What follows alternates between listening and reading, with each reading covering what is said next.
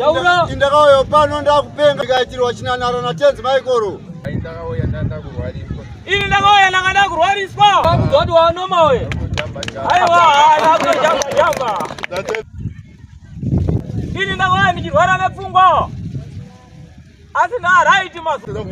achida kusungwa netambo asi Mwari amudzikunura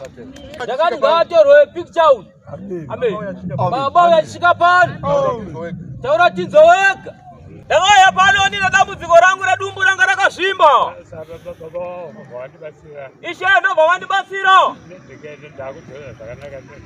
iko zvino ndakunzwa zvakanaka ndinotenda dumbu iraisa kwana muhembe hembe yakutofamba asi hembe yakutofamba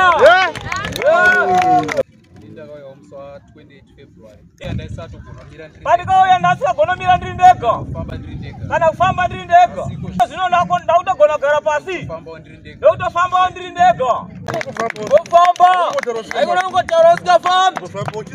kufamba uchidzoka tena tenzi maikoro vakarapa mudzima wangu angakuora mudumbu akazvara zvinoshamisa zvisati zvamboonekwa munyika muno ndinazvo pamavhidhiyo vakauraya zvitoma zvingani 6 vakauraya zvitoma 6